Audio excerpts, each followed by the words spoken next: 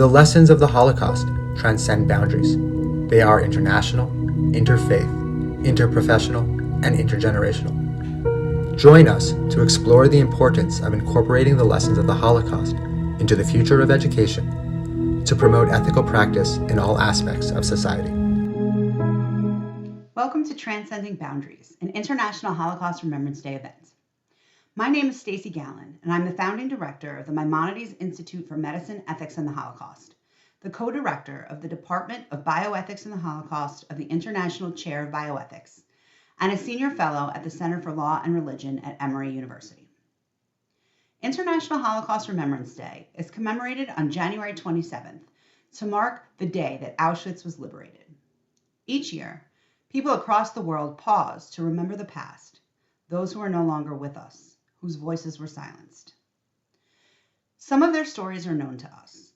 Their children and grandchildren, two of whom you will have the privilege of hearing from during this program, remain dedicated to preserving their memory. Others lie in unmarked graves, robbed of their dignity even after their death. Today, we honor each and every victim, not only by pausing to remember the past, but by using the lessons learned from the Holocaust to protect the future. The systematic participation of the medical profession, those who took an oath to heal and to cure the most vulnerable among us, in the labeling, persecution, and eventual mass murder of millions deemed unfit, has continued relevance for society. As you will hear from our speakers, it is not solely a part of history. It is not just a Jewish issue. It is our past, it is our present, it is our future.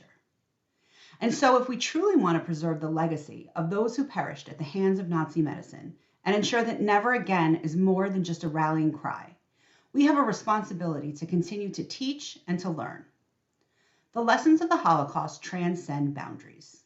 They are international, interfaith, interprofessional, and intergenerational. We are proud to have put together, as part of the Holocaust, Genocide, and Contemporary Bioethics program at the Center for the Study of Law and Religion at Emory University, a program that features speakers that exemplify our theme of transcending boundaries.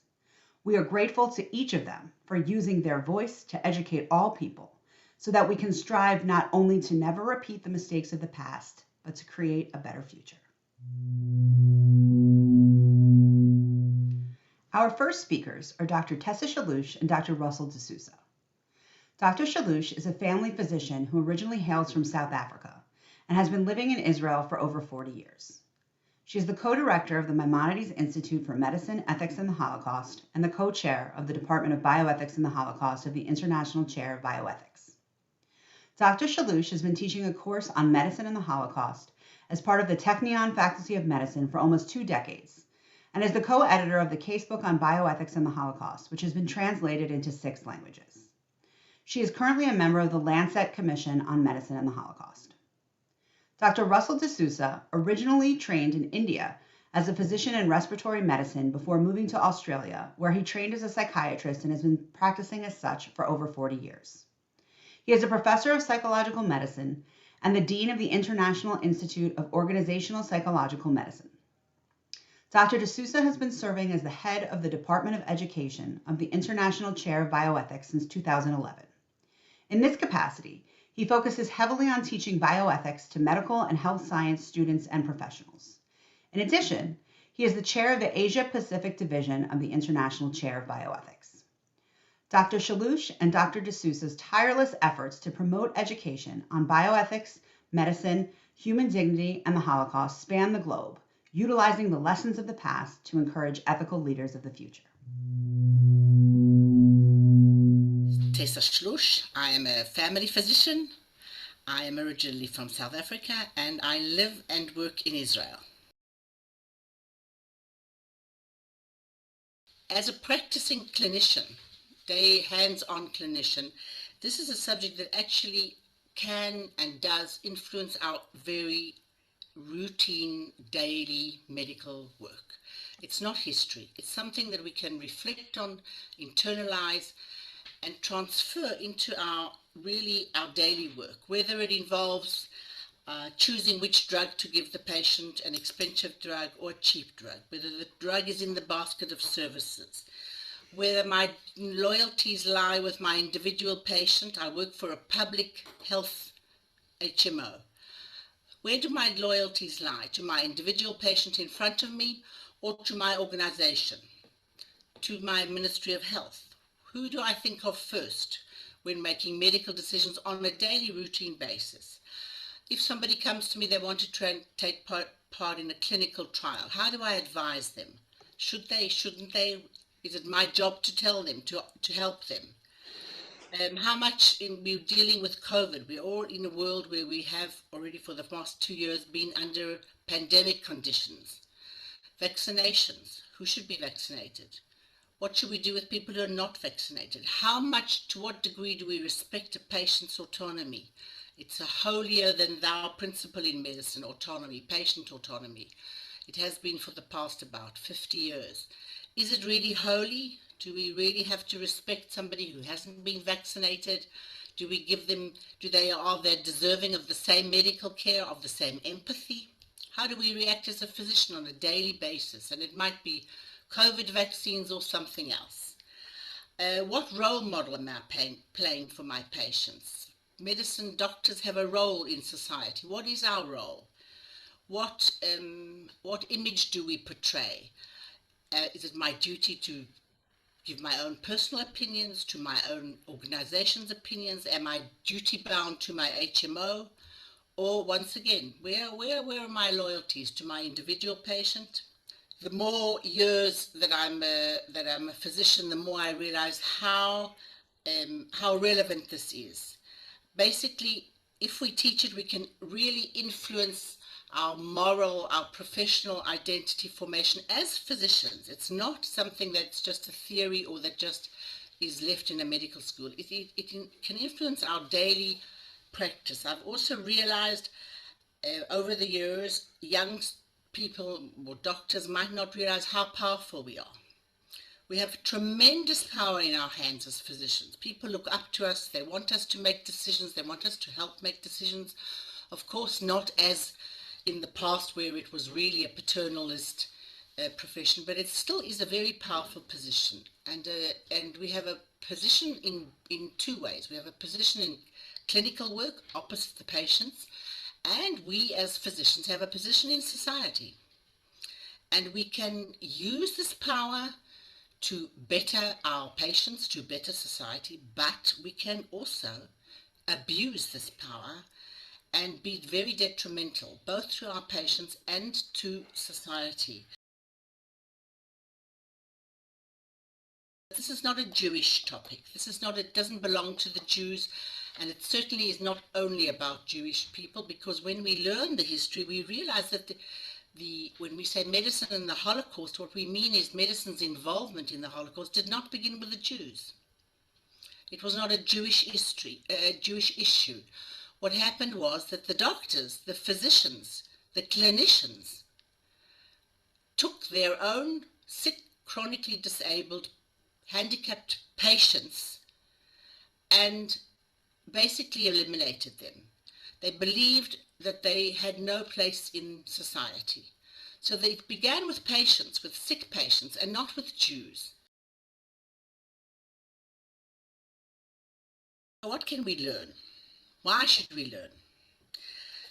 I think that the first thing that I would say is that we doctors have an obligation, a duty. Our most important duty is to our patient, to the person sitting in front of us at the time, in the presence. That is our most important priority. Everything else must come second. There's no way that we can be physicians in any situation where we don't consider the patient first. Of course, this is not absolute, and it can be relative, and it must be in context. But I think that we almost always must remember that that's what we came into the profession for, was to care for our patients, and not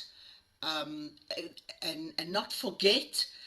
This is not forgetting, of course, where our other loyalties lie. None of us live in a vacuum. None of us live on an island. We all have to consider economic considerations, political considerations, social considerations, professional, our peers, our organizations, our institutions. Of course, that all has to come into consideration. But we have to remember on a daily basis that the person sitting in front of us, his or her priorities are what must be first and foremost in our mind. And it's very easy. I've been a doctor for a long time, and I can speak from experience where I say it's very easy for this to fall kind of sideways, for us to forget who we actually are obligated to and where our loyalties really are. There's a lot of pressure from all walks of life, professionally I mean, and sometimes we can forget it, and sometimes we do forget. And I think that's one of the most important things that we can be reminded of if we learn the lessons, if we think about the lessons of this history.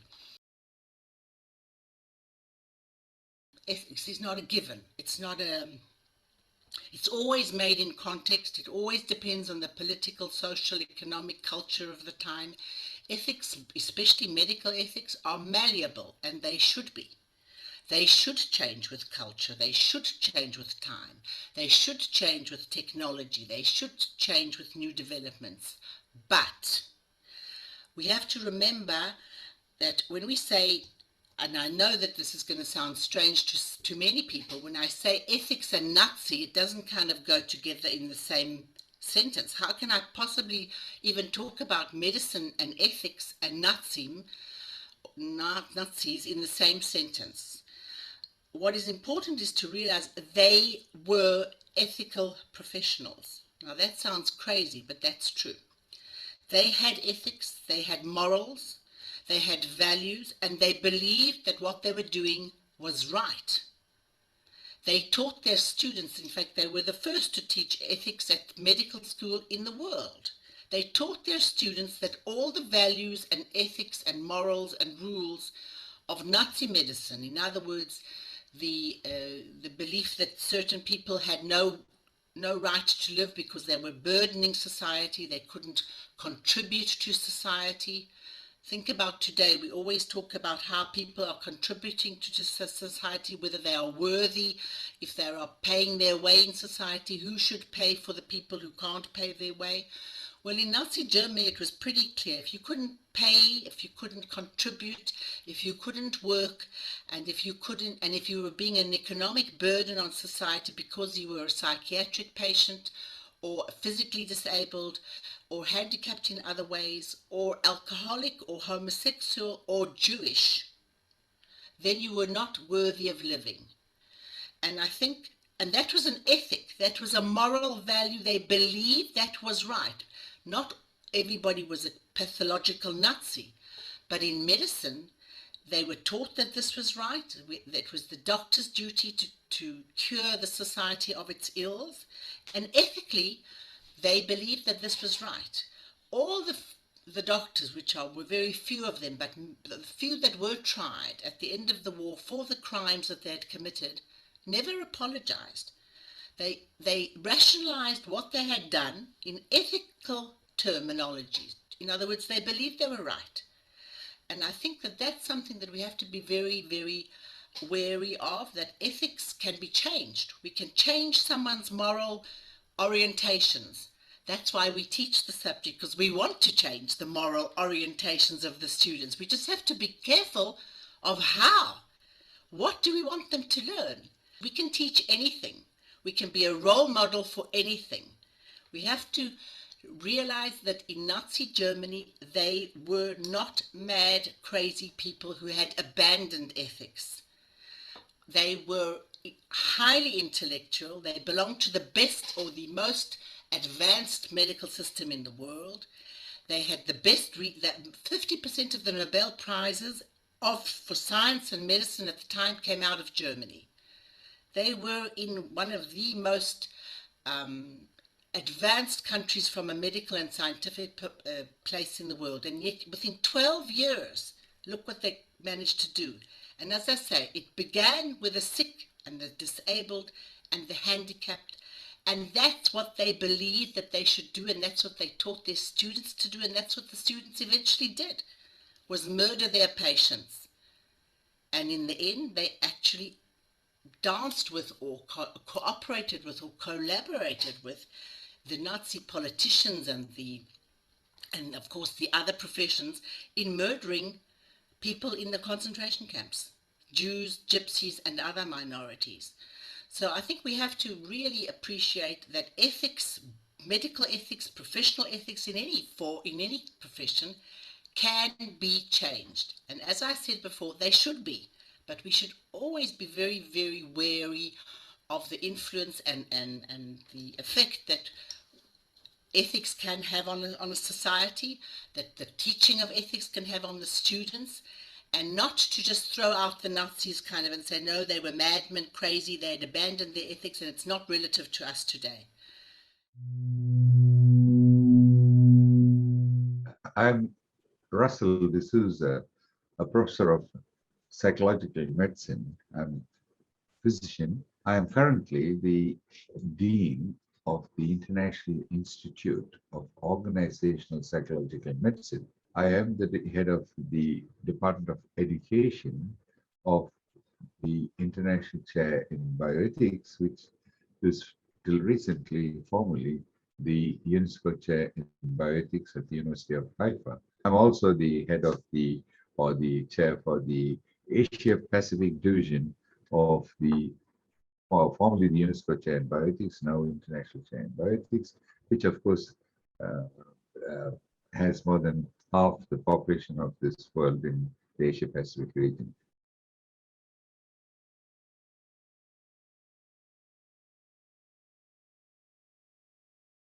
I have a great interest or a great need to reach that section of the professional healthcare professional community, which is the future leaders.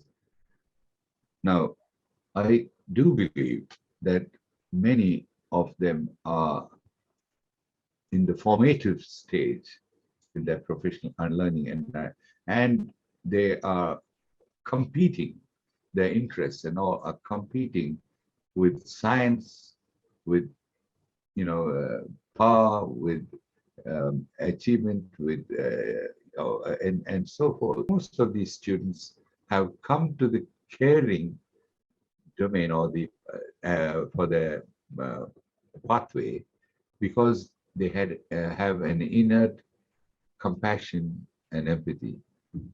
But the studies are also showing us that while they come as with idealized with compassion and empathy, they come to become healthcare, medical and healthcare professionals to convert that empathy and compassion to a more scientific ability to take responsibility for those human beings called patients. But the studies are also showing us significantly, consistently, that somewhere during this training, they gain scientific knowledge, they get a certificate, but both from a formal as well as from a clinical, there is a significant drop in empathy and compassion. We term that as traumatic de-idealization when in terms of medical training. This is now recognized. Traumatic de-idealization is the process in which empathy and compassion are lost at the cost of science coming in. Now, with that background, there is an important part, a role for us to continue to make sure that empathy and compassion, the hallmark, should not be exchanged for science. Now take that further down, and how do we do these things? There are many ways that we are trying to focus on bring empathy and compassion and so forth. One of the important roles here is also the role of the Holocaust, remembering that science and so forth led to this situation. So that's an important part here. And I have made this, we have, as I said, we have, I have with my, in my department, an international student association, which, and we brought them together from the whole world, and we are running courses.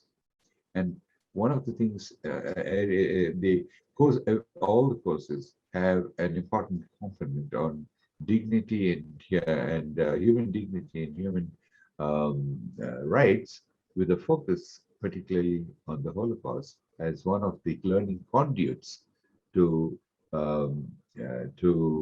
enshrine the human status, human dignity, and so forth. So they get and this again is an important role, because as we progress down 75 years, 80 years, the Holocaust becomes a historic event rather than the ability to examine what actually happened and how can this be used, how can it be first meaningful to our present life and to their present life and their future life, which I would be here, but I believe that this might be the way that we will continue to develop and to build and to enhance these important capabilities of these future professions who are going to care for human beings around the world.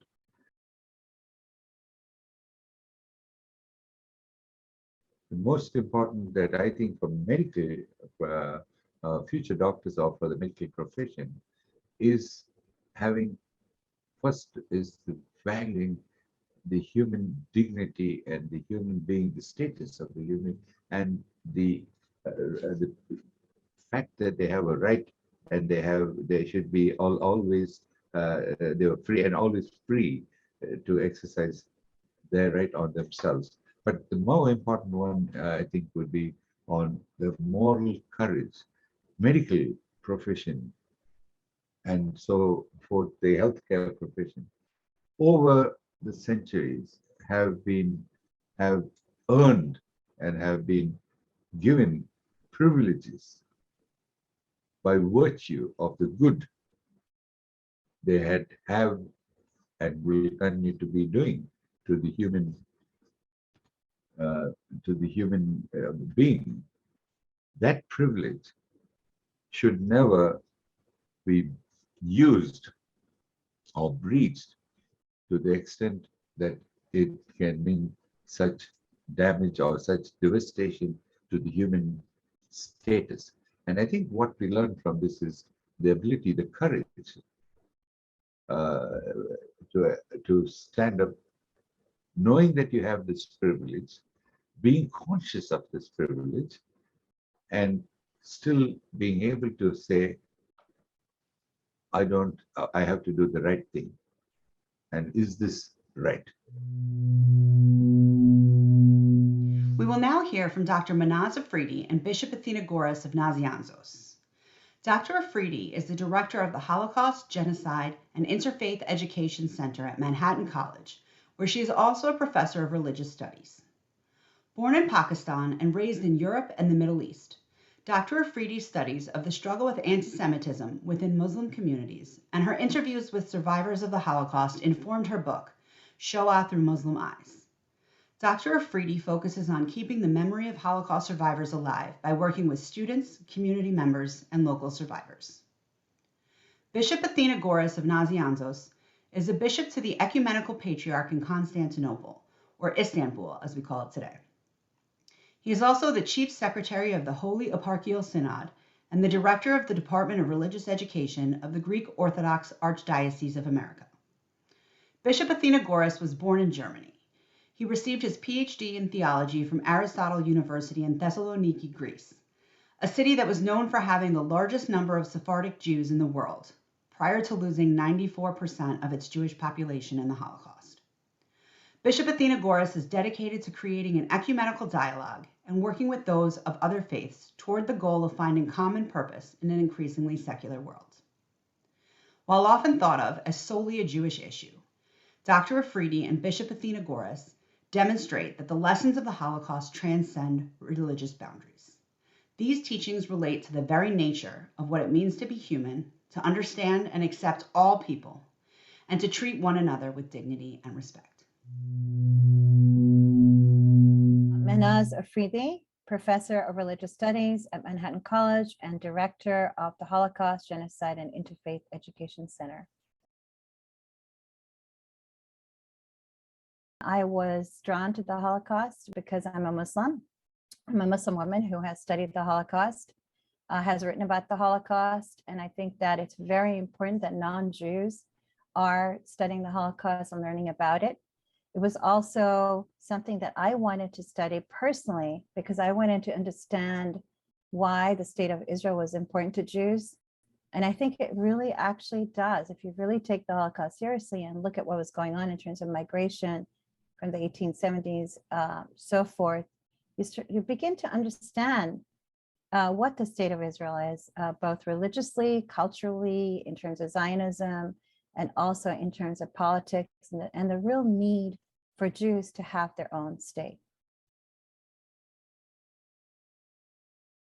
I teach both religious studies and the Holocaust at Manhattan College. I also direct the Holocaust, Genocide, and Interfaith Education Center. So if you hear, interfaith sounds weird to people, why interfaith and Holocaust? Well, I think the two fields are very, very related. They are almost uniquely related in the sense that we need to understand how persecution has occurred for Muslims, for Christians, for Jews. And my work focuses mostly on Jews and Muslims. And you have to understand the religion, and you have to understand the history of the religion before you start to educate students about the Holocaust. One of the things that is a glaring thing about the Holocaust is that Jews were killed because they were Jewish. They were not different. They were not racially different. They were made to be racially different. So that's a stark reality. We have today issues with the Uyghurs in China. They are being killed because they are Muslims. The same thing happened in Myanmar in terms of the Rohingya Muslims. Same thing happened in Bosnia because they were Muslims. So these are very important stories, and they're very important lessons for us to understand that religion is connected in many ways to persecution. Now, religion can also be connected to persecution in a negative way, where we take our sacred texts, many of us Hindus all the way to Muslims, to persecute others, to kind of manipulate the populace, to make them understand that one group is inferior, one group is superior. And that also indeed happened during the Holocaust. Hitler was not religious in any way, but used a lot of the ideology, the anti-Semitism that was longstanding from about 5,000 years ago. So we have to be careful with how we talk about religion and what religion means. And I think that's exciting for students because they start to look at their own texts. I teach primarily at a Catholic college. So there is some resistance. No, we're not anti-Semitic, but we look at things like the Gospel of John, and we talk about it. I tell them about Vatican II and how things have changed. But we have to look at ourselves and be self-critical as people who are proclaiming to be faithful, like I am as a Muslim. So I have to be very careful and critical of the way that Muslims also look at the Holocaust and look at religion playing a role in this. As a teacher, you never teach anything in isolation. The Holocaust covers so many aspects of persecution. People of different race, Black Germans, for example, Roma and Sinti that were persecuted, Jehovah's Witnesses, homosexuals, disabled, mentally ill people, Germans themselves were killed. So it's about covering a variety of prejudice. It's not, and the Holocaust, I think, becomes important to my students because a lot of the same questions are raised today about racism, about Black Lives Matter, what's happening in the streets, what's happening with anti-Semitism, the rise of anti-Semitism, the rise of Asian American hatred. So the lessons of the Holocaust are never disconnected from the contemporary world. And I think that's this is rich material to be teaching to students today. And I think I stay very, very faithful to that because as a Muslim, I have learned so much about the humanity of people, but also the survival, the rescuers, And unfortunately, how we human beings can be the perpetrators, how I myself have to question myself, what would I do? How would I handle a situation if I were caught in a genocide, if I were caught in a camp? What would be my morality? And I think that question still haunts me. And it haunts me not because I want to say, oh, I wouldn't save anyone or I wouldn't rescue anyone, but because I don't know. And I think that is such an important and deep and profound question to be asked over and over again. And that's what we do in our classes. There's differences and similarities between the world we live in today and about 100 or 70 or 80 years ago. The similarities, unfortunately, for someone who fights against racism and especially anti-Semitism, and as a Muslim that experiences Islamophobia, that we are still racist, that we have a lot of work to do in terms of racism. The real differences for me is that I can have a classroom with both men and women in it, a Black and a white person in it, a Jew and a Muslim sitting together. And I don't think we think enough about that. 50 years ago, it wasn't possible in the United States. And today, I had a class, just recently I had a class of African Americans, Chinese Americans, Muslim American, Jewish American, Catholic American, white European American, secular, atheist. This to me is the brilliance of our accomplishment. And I'm hoping that we don't let that go. We have more work to do, as I said, but I think that to me is amazing, especially for me as a woman, Muslim woman from Pakistan, originally an immigrant that now has a PhD and is a director of a Holocaust Center in the United States. That is an accomplishment, not of mine, but the fact that people accepted this accomplishment and wanted to see this difference. And I say those are the people I want to applaud: my college, my colleagues, my students who completely accept, oh, Dr. Afridi, she's the director of a Holocaust Center. So it's an amazing, amazing thing that we can do here in the United States. That is a major difference. For high school students and undergraduates, I'd say like senior high school and undergraduates, one of the biggest issues I have with teaching those two groups is that we just don't teach any history in this country outside of American history. And it's such a hole and it's such a demise of our education system. So they have no colonial history. They have no idea that majority of Muslim countries were colonized. They really don't even know about the United States before we talk about the founders. So they don't know anything about Latin America. So it's really hard to start talking about World War II or the 1930s or the 20s without any kind of background in terms of what Europe was, the space of Europe, Orientalism and Occidentalism, Jews and Arab world. People are surprised, Christians that are Arabs, right? So, I mean, I think that is one of the most challenging things for me, where I don't obviously have the time to reconstruct the history. But what I do is use very simple sort of formulations that perhaps they can hold on to while we go through the course. I remember Sudan when I was younger, right, Darfur. And I was at Antioch in LA, Los Angeles. And it was Jewish Watch, Janet Resnick, I remember her really well. She came to my workshop. She gave this presentation on how they were helping women that were being raped by the Janjaweed going into the forest by making these aluminum ovens so they could cook on them and didn't have to go in the forest. And I was so impressed. And I was thinking to myself, here's a Jewish group helping these Sudanese African Muslim women who are being killed by Arab men, right? And where are the Muslims? And it's in my book, actually, you can read about it. It's a little bit in there. And to me, I realize it doesn't matter who you are, but you have to speak up for the other. That is so much more important sometimes than to defend yourself and protect yourself in your community. My advocacy really is with my students. I think there's nothing more important. So when they go out in the community and do something, or recently I trained them to be docents of my archive that I opened in 2019 on Hermann Ziering and his wife. Hermann Ziering was a Nazi hunter.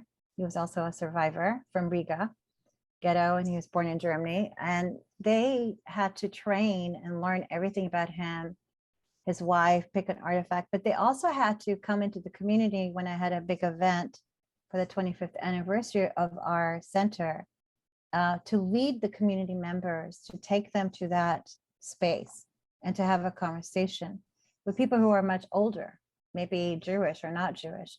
So I think that in itself, in a very small way, is advocacy, because you're putting people who would never talk to each other together, but you're also building community in a way.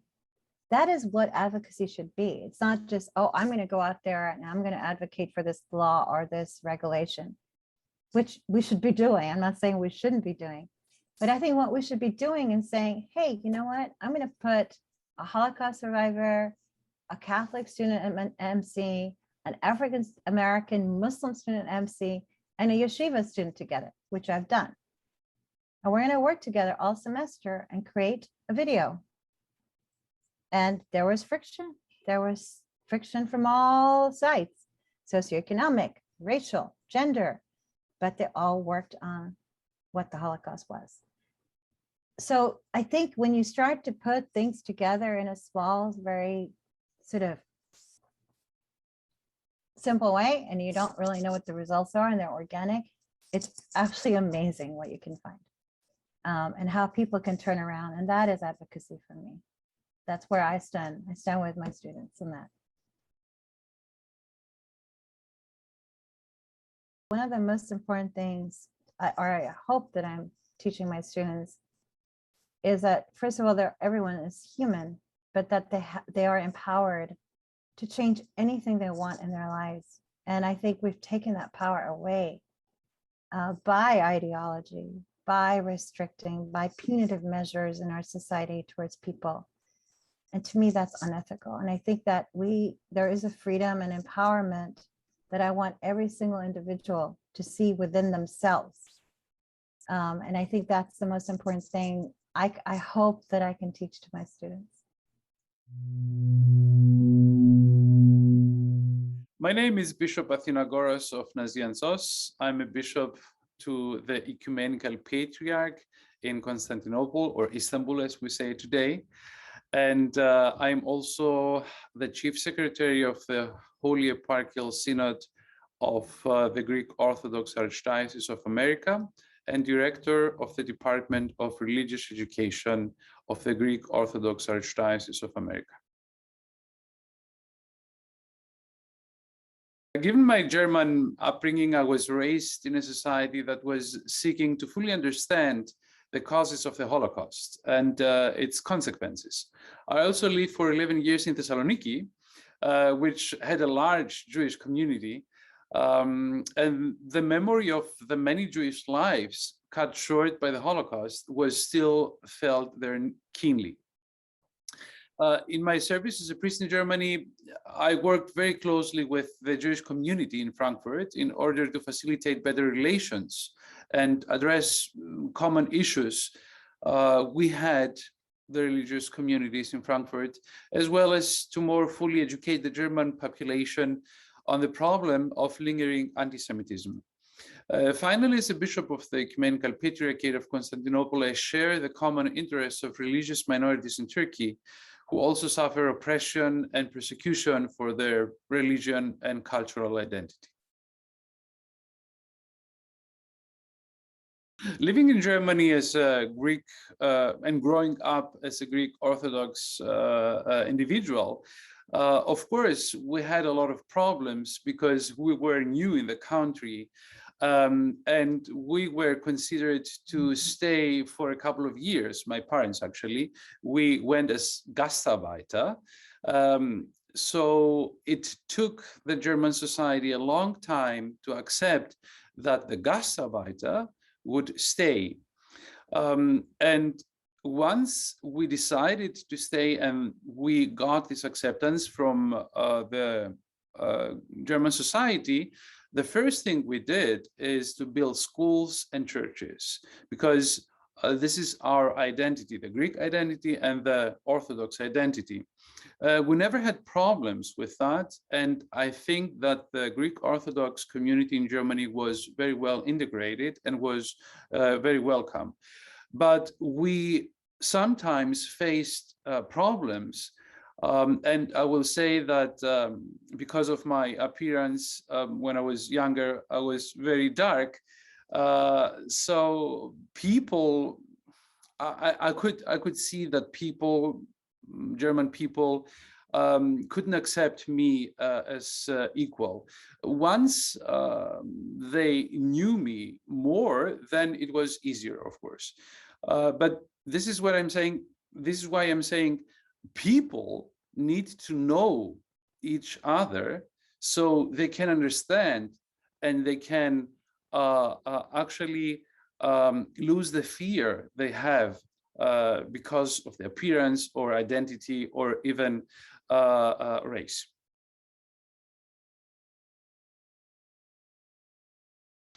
As a bishop of the Orthodox Church under the Ecumenical Patriarchate and as the director of the Department of Religious Education of the Greek Orthodox Archdiocese of America, I'm interested in informing our clergymen, first of all, and our religious educators, that is our Sunday school teachers, and faithful on the Holocaust and its legacy. The continuing work and research on this tragedy helps to warn us against personal and collective pride, selfishness, and insensitivity.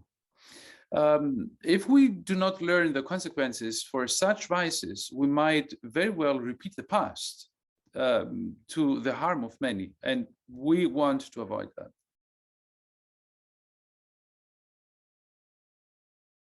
To my surprise, just a few of our students knew about the common history of Greeks and Jews in the Ottoman Empire, and especially in Thessaloniki. And of course, when I show up in a class or when I have talks with students and they learn that I'm from Germany, of course, one of the questions is about the Holocaust, about Nazi, and how the German society today is working on what happened, the tragedy that happened in the past. So I take those opportunities always to teach what happened, to explain what happened, how the German society works on the results of the Holocaust today, and how we have to prevent something like this in our societies, and that we have to accept each other. Even if it's sometimes very difficult, we have to accept each other and we have to live together in a society based on peace and in a society of love, I would say. We live in a world where discrimination, bigotry, and anti-Semitism unfortunately abound, whether on the basis of culture, ethnicity, religion, or other factors. The study of the Holocaust can help us can help us all to understand how catastrophic such discrimination can be. As in Europe, just prior to the rise of the Nazi regime and the terrible events of the Holocaust, we see an apparent tolerance for persons of different cultures, ethnicities, religions, and ideologies.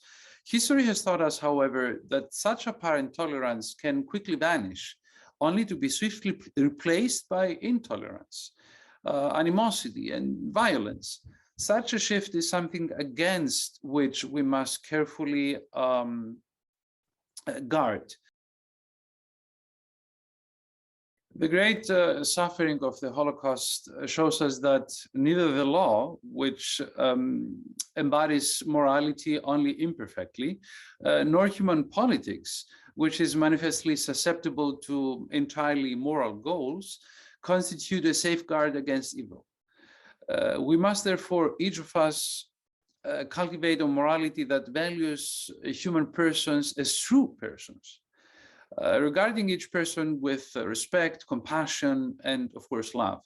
We must always strive for greater morality in law and politics, but in the meantime, we must daily strive to be more moral, compassionate, and loving ourselves. The actions of the Nazis were reprehensible, particularly inasmuch as they only took a remote responsibility, a distant responsibility.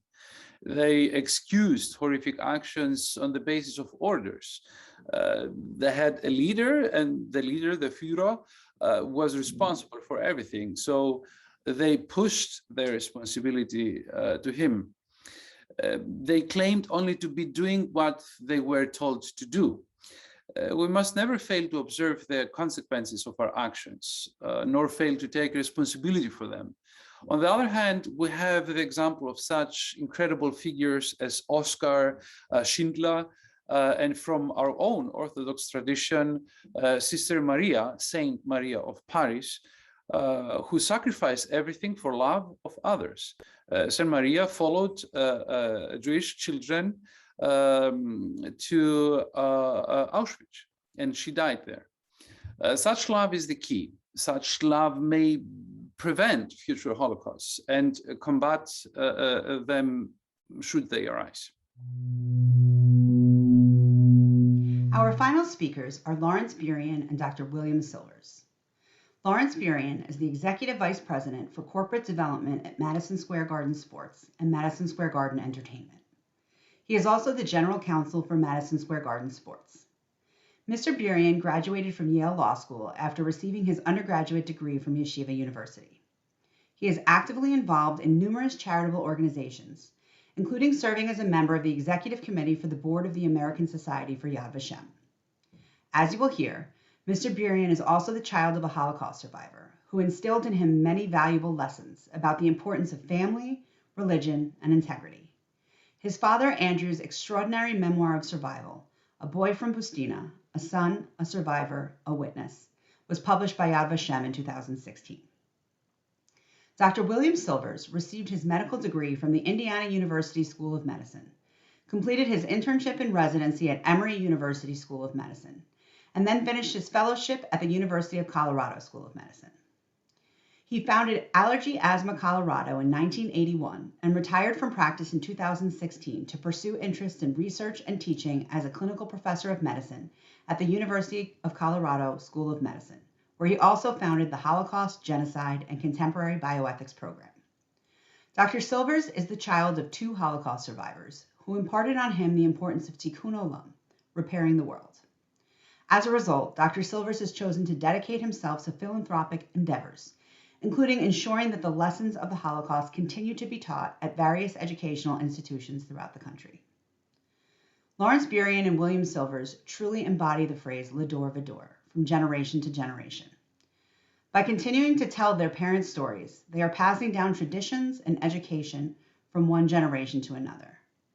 This is how we honor our ancestors. It is particularly important as a mechanism for preserving the lessons of the Holocaust and making sure the world never forgets. Remember the past, protect the future, act now. My name's Lawrence Burian. I'm a husband. I have 4 wonderful children. Probably most important to this particular discussion is that I am the son of a Holocaust survivor. Professionally, I work in the media, sports, and entertainment industry. I wear several hats. I'm head of corporate development for both MSG Entertainment and MSG Sports, and I'm also the general counsel of MSG Sports. And I'm also very active in a number of charitable organizations, but most relevant to this discussion is I'm on the board of directors of the American Society for Yad Vashem. In general, there's a critical value in studying the Holocaust and in the lessons that can be learned from the Holocaust.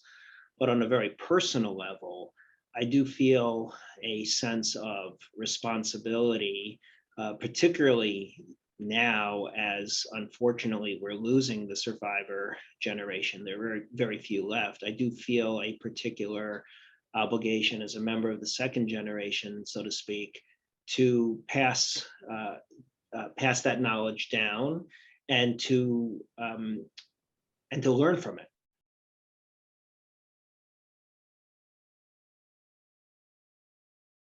Son of a survivor, this has been a part of my life since I'm born. But over the years, as interest in the Holocaust started to increase, and there's really very interesting academic literature about why that is. And I actually took a course in law school called Holocaust Testimonies about why, how has the approach towards learning about the Holocaust evolved over time. I started to get really involved in lobbying my father to speak publicly about the Holocaust, and then worked very, very closely with him in terms of helping him organize his thoughts and put together a prepared speech that he could deliver, and which he then delivered multiple times in audiences. In one particular circumstance, to an audience of 16,000 people live. And then from that experience, I worked with my father, who wrote an extraordinary book, a memoir of his experiences in the Holocaust, published by Yad Vashem, actually.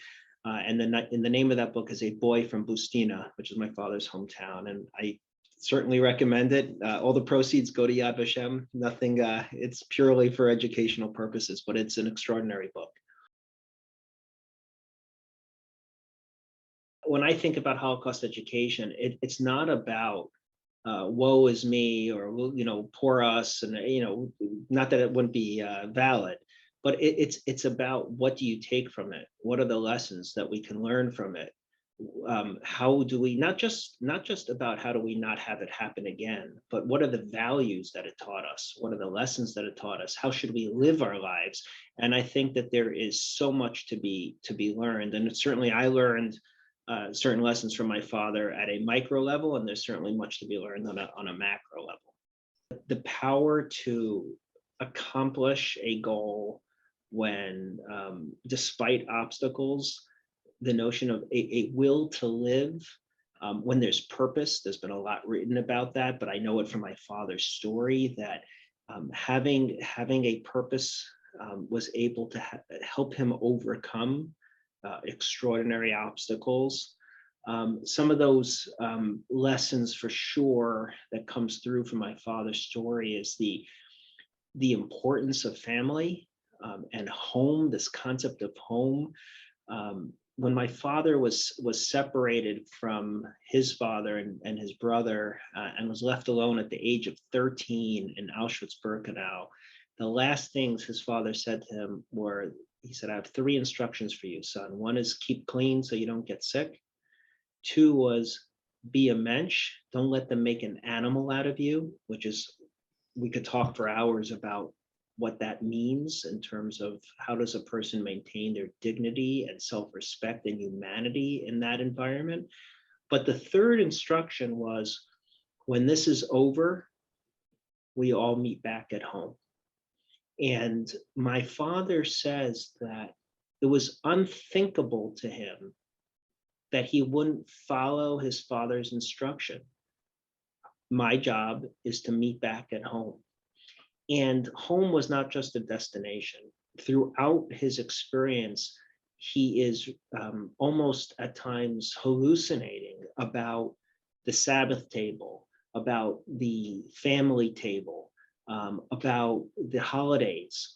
And these strong imprints into who he was is what helped carry him through all that was in front of him. One other lesson that I certainly learned from my father, which I think has carried through for me my whole life, is my dad had a sort of hyper awareness of his surroundings, a certain vigilance. And when he describes the clearly miraculous ability to survive, and certainly it's not all by his own ingenuity, and who can understand how God works, but there's a lot of his own ingenuity and initiative. And a lot of times it was an ability to think independently and to act independently and not just go with the crowd. And that's a lesson that I've certainly absorbed. And it's a way that he was able to survive. And there's so many stories about that skill set saving his life.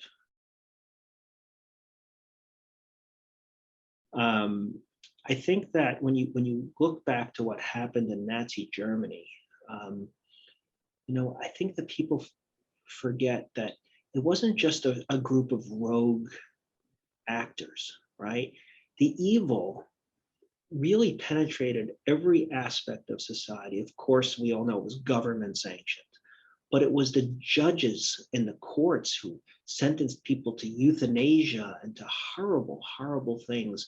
It's the lawyers, right, who didn't uphold justice. It's the doctors in your area that were able to endorse the cruelest of experimentation. It was the trades heads that would be willing to ostracize Jews from their trades. It was the business people who were willing to basically force Jews out of their businesses. And it was the everyday human being, person who was silent in the face of evil. And I think that, and what's also so incredible is that, Germany pre-war was the university, was the country of universities, of intellectualism, of democracy, and yet somehow they failed to teach values, a respect for human dignity, and we need to do better. And it's not just about the Jewish. It's not about anti-Semitism. It's about values. It's about a respect for humanity, a respect for difference. And I think that everybody in whatever field they're in, and some people have a larger pulpit than others in terms of their reach. The failure of the church, and again, I don't mean it, right? The failure of leaders to speak up. And frankly, the exceptions in some ways show that it was possible, but as a society, it wasn't. People weren't educated to do it, and so what we can do, all of us, is participate in that education.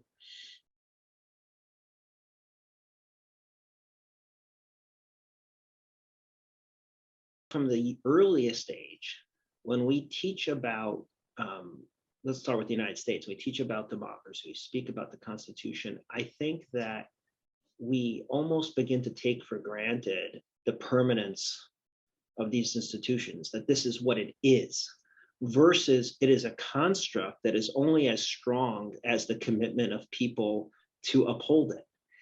I think one of the things that is a way to teach, potentially, again, not as a pedagogue, so opinion of one, is to actually present people with examples of people who were able to step out of the crowd and have their voice for integrity. Now, in the Holocaust context, we talk about the righteous among the nations. And one of the things that I would love to do, and it's something I've been advocating in Yad Vashem, is to try to take those stories and project them, so because people can learn from not just what the perpetrators did, but how did people of conscience, what was their story? Not just what did they do, but why?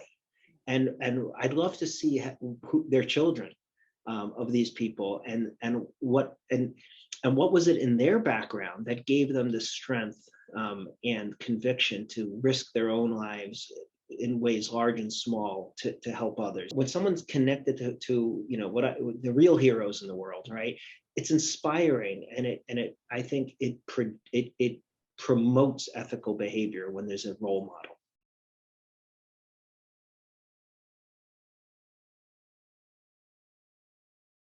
Just start with the sheer scale of it, the level of industrialized murder and extermination. Just think the logistics, the training of people across a continent, the building of killing factories, the systemic nature of it, and the size of the murder, it makes it, of course, stand out.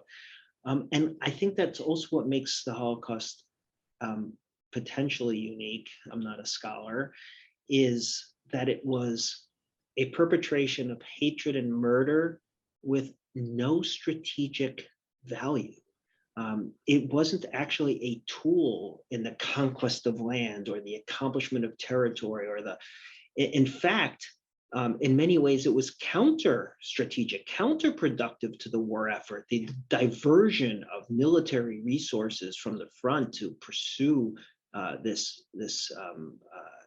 rabid need to murder and kill a people. I think that the Holocaust, due to its sheer scale and its unique nature, and there's just so many elements to it to learn from. We've touched on so many, political, sociological, psychological, sociological, religious, etc. So it is a very valuable and important field of study. So I'm William Samuel Silvers. I am a physician. I am a allergist immunologist, clinical professor of medicine at the University of Colorado School of Medicine, and I am now also a faculty affiliate at the Center for Bioethics and Humanities, where I have devoted many energies to our Holocaust, Genocide, Contemporary Bioethics program, in transmitting the lessons of medicine's role in the Holocaust to present and future generations of healthcare professionals.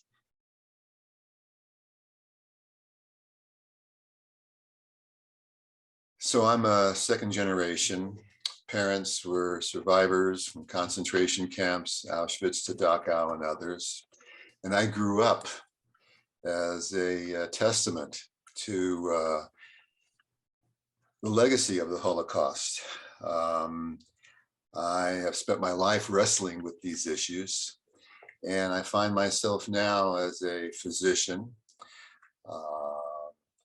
of a father who had been accepted to medical school in Warsaw to begin in September 1939. And I had the opportunity to fulfill his aspirations. And after a career of private practice and teaching at the medical school, I find that my wish and my mission now is really to transmit the lessons of the Holocaust in medicine to present and future generations of healthcare professionals and our students, so that the mistakes that had been made in the past are not repeated in the future. We have historical precedent now, and I feel that I'm a generational link to what happened before and what can be in terms of tikkun olam, making the world a better place going forward.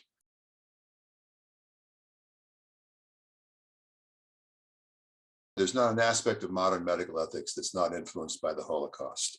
From the beginning of life to the end of life, physicians' approaches toward the beginning of life in terms of previously eugenics, and now CRISPR with designer babies potential, end of life in terms of physician-assisted death, physician-assisted suicide, sanctity of life, value of life.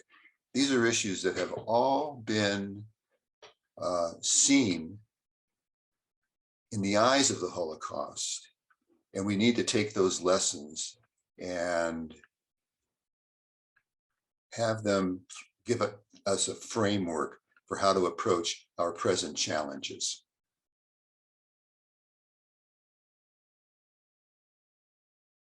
my daily practice of medicine. I think the Holocaust has given me a greater compassion for understanding the person in front of me, rather than just approaching them in a scientific medical model.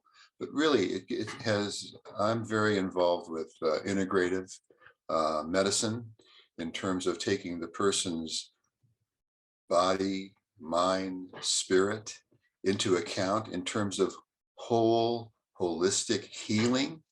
And I think that the experiences of my parents have helped to set that stage in terms of having a greater insight and perception into people's basic needs, human needs.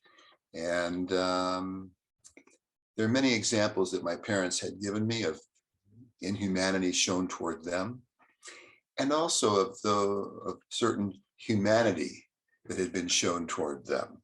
So man has many aspects to one's personality, from survival drive to wish to help others in times of need. And we need to, and that basically is the composure that I have tried to have toward my patients, is really to address their needs in a very healing way.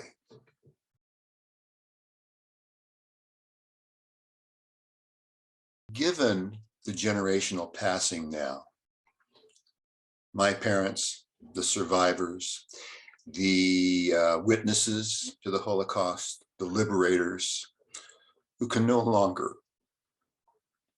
tell their stories, we have the responsibility to tell their stories, to transmit the lessons that they learned, the things that they saw, so that we don't repeat the mistakes of the past. We have that as an inherent responsibility, not just for the children and grandchildren of the survivors and the liberators and the witnesses, but I think of the medical profession and of all of us. And I think that now has become a time, especially given the challenges that we have in our society, politically, scientifically, pandemically, that we can learn from what happened in the past and make better choices going into the future. And I think that Holocaust genocide bioethics is a field of study that needs and deserves to have greater attention paid to it. And I believe that we have a rather resurgence, or at least a greater interest now in addressing those lessons, to apply it to the decisions that we make and the challenges and the conflicts that we're facing presently. Thank you to all of our featured speakers for being part of our Transcending Boundaries event. We hope you enjoyed our program and look forward to bringing you more innovative educational materials. In the next few weeks, we will be releasing longer versions of our interviews with each speaker. You will be able to access these on the websites and social media accounts for the Center for the Study of Law and Religion at Emory University and the Maimonides Institute for Medicine, Ethics, and the Holocaust. The music you're about to hear is the piano rendition of Sag nit kein Mo, Yiddish for never say, also known as the Partisan Song. It is considered one of the chief anthems of Holocaust survivors as a symbol of resistance against Nazi Germany's persecution of the Jews. Playing the piano is a great-granddaughter of Holocaust survivors.